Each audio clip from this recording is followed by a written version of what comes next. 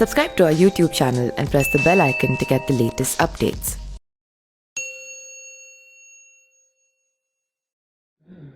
पंजाब की पूर्व कांग्रेस सरकार पर रूपनगर जेल में गैंगस्टर मुख्तार अंसारी को वीआईपी सुविधा दिए जाने का मामला बढ़ गया है। उत्तर प्रदेश बीजेपी ने बुधवार को कांग्रेस नेता राहुल गांधी और प्रियंका गांधी वाड्रा से पूछताछ की है कि मुख्तार को किन किन चीजों के बदले ये सुविधाएं दी जा रही थी।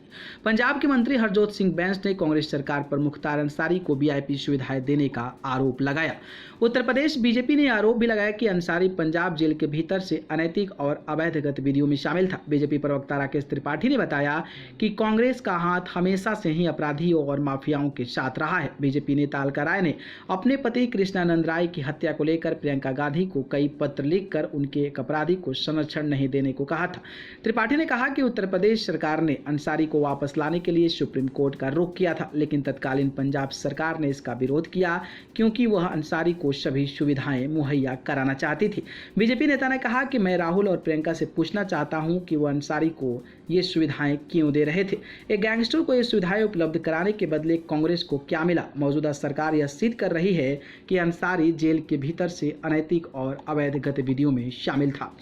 उत्तर प्रदेश के मुख्यमंत्री योगी आदित्यनाथ के मीडिया सलाहकार मृत्युंजय कुमार ने भी ट्वीट कर कांग्रेस से पूछा कि ये गैंगस्टर से उसका इतना लगाव क्यों था। कुमार ने ट्वीट कर दावा किया कि एक फर्जी प्राथमिकी दर्ज कर पंजाब सरकार ने 2.5 साल से अधिक समय तक मुख्तार अंसारी को बचाया। 20 लोगों के बैरक में मुख्तार अपनी पत्नी के साथ वीआईपी की तरह अकेले रहा करता था। जब उत्तर प्रदेश पुलिस ने उसे लाने का प्रयास किया तो उसे बचाने के लिए कांग्रेस की तरफ से वकीलों की फीस भी भरी गई।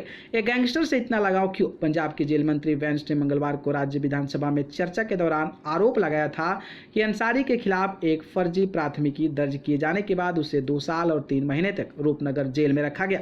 उन्होंने सदन में कहा कि उसे अंसारी को वीआईपी सुविधाएं दी गई और उनकी पत्नी उनके साथ रहती थी। उन्होंने कहा कि 5 सितारा होटल की सुविधाएं उसे दी जाती थी।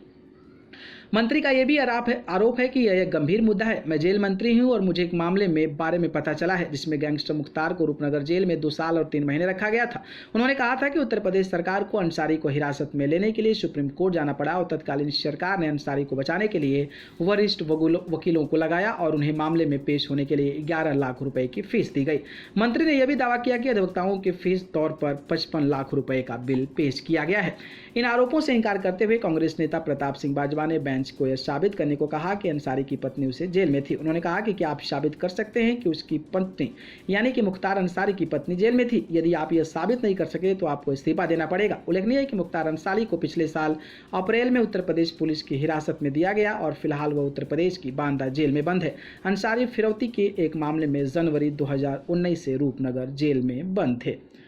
न्यूज रूम से न्यूज लाइव की रिपोर्ट।